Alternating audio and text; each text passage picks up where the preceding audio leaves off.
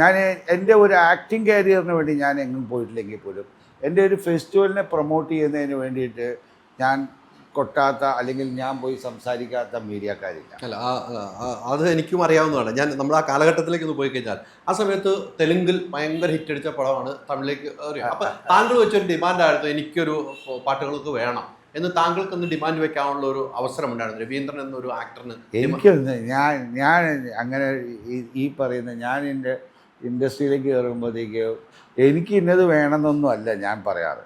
Basically എനിക്ക് ഇന്ന പാട്ട് വേണമെന്നുള്ളതിനെ കുറിച്ചിട്ടൊന്നും എനിക്ക് അഭിപ്രായമില്ല. എനിക്ക് എന്ത് തരുന്നോ അത് പോയി ചെയ്യുക, അതാണ് ഞാൻ എന്തും ചെയ്യുന്നത്. അതിനെ എത്രത്തോളം മനോഹരമാക്കുക എന്നുള്ളത് മാത്രമേ ഉള്ളൂ. എൻ്റെ ആക്ടിംഗ് എന്ന് പറയുന്നത് ഞാൻ എൻ്റെ ജോലിയെ അത്ര എൻ്റർടൈൻ ചെയ്തിട്ട് ലൈക്ക് ആസ്വദിച്ച് ചെയ്യുക. അടുത്ത നിമിഷം ഞാൻ അവിടെ നിന്ന് വിടും. ഞാൻ അടുത്ത കാരണം എന്ന് പറഞ്ഞാൽ ഞാൻ എൻ്റേതായിട്ടുള്ള ലൈഫ് വേറെ ഇല്ല എൻ്റെ. അപ്പോൾ ഞാൻ എൻ്റെ എക്സ്പ്ലോറേഷനിലേക്ക് ഞാൻ അതിനകത്ത് ഞാൻ ഏറ്റവും ബുദ്ധിമുട്ടിയിരുന്നത് ഈ പടം ഭയങ്കര ഹിറ്റായി കഴിഞ്ഞപ്പോൾ 4 ഷെഡ്യൂളൊക്കെ ആക്ട് ചെയ്യണം. രാവിലെ ഒരു പടം, ഉച്ചയ്ക്ക് ഒരു പടം, വൈകുന്നേരം രാത്രി ഒരു പടം. ഏത് പടം ഹിറ്റായപ്പോൾ? ഈ ഒരുതല രാഗം എൻ്റെ ഹിറ്റായപ്പോൾ. അപ്പോൾ അത് കാരണം ഞാൻ അതൊരു കുറേ വർഷം പോയപ്പോൾ നമുക്ക് ശരിക്കും പറഞ്ഞാൽ നമ്മൾ വേറൊരു ലോകം കാണാത്ത പോലെയായി. അതെനിക്ക് ഭയങ്കര ബുദ്ധിമുട്ട്. ഞായറാഴ്ച ഇപ്പോൾ സെക്കൻഡ് സൺഡേ ഒരു ഹോളിഡേ ആണ് അവിടെ.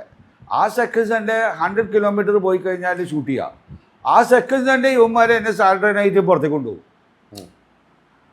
ആ സൺഡേ ഷൂട്ട് ചെയ്ത് ഞാൻ പിന്നെ നൈറ്റ് യാത്ര ചെയ്ത് തിങ്കളാഴ്ച ഇവിടെ വന്ന് ഞാൻ ഷൂട്ട് ചെയ്യണം. അപ്പോൾ രജനീകാന്തിൻ്റെ പടം ചെയ്യാൻ പറ്റത്ത് സുഖമായിരുന്നു. എനിക്ക് ABM ചെയ്യുമ്പോൾ ഈവനിങ് ഷൂട്ടിങ് നിർത്തും. അപ്പോൾ ആ നൈറ്റ് അവർ വയ്ക്കും വേറെ ആൾക്കാർ. എനിക്ക് ഒന്നാമത് ഞാൻ എടുത്ത പടങ്ങളെ എങ്ങനെ ഷെഡ്യൂൾ ചെയ്യണമെന്ന് പോലെ എനിക്കറിയില്ലായിരുന്നു. അപ്പോൾ ഞാൻ ആ പോക്കിലേക്ക് പോയിക്കൊണ്ടിരിക്കുകയായിരുന്നു. I am not that. എനിക്ക് അത്രയും വലിയൊരു ഇൻഡസ്ട്രിയെ ഒരു മാസം എത്ര പടം ചെയ്യുമായിരുന്നു ആ കാലഘട്ടത്തിൽ? അതൊന്നും എനിക്കറിയില്ല. എനിക്ക് തോന്നണേ ഞാൻ ഈ 150 പടം ചെയ്തതിൽ ഈ 10 വർഷം കൊണ്ട് തന്നെ എനിക്ക് തോന്നണേ അത്രയും പടം 130 പടം ഞാൻ ചെയ്തതാണ്. ഞാൻ ശരിക്കും ഞാൻ ഏകദേശം 10 വർഷം കഴിഞ്ഞപ്പോഴാണല്ലോ ഞാൻ അഭിനയം നിർത്തുന്നത്. അതിനകത്ത് എന്താ തമിഴ്, തെലുങ്ക്, തമിഴ് മലയാളം ആകുമ്പോൾ ഉണ്ടല്ലോ യാത്ര തന്നെ ഭയങ്കര. ഇപ്പം ഞാൻ രംഗം ചെയ്യുന്ന സമയം ഞാൻ പറയാം, കാലിക്കറ്റ് ഷൂട്ട്, അതിൻ്റെ പിറ്റേ ദിവസം മദ്രാസ് ഷൂട്ട്.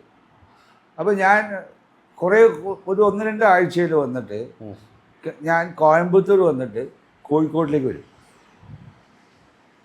മനസ്സിലായോ? എന്നിട്ട് കോഴിക്കോട് പോയിട്ട് മറ്റേ കോയമ്പത്തൂരിൽ നിന്ന് ഞാൻ മദ്രാസിലേക്ക് ഫ്ലൈറ്റ് കയറും. കോഴിക്കോട് നിന്ന് കോയമ്പത്തൂരിൽ നിന്ന് ഞാൻ ഇങ്ങോട്ടേക്ക് വരും ബൈ റോഡ്.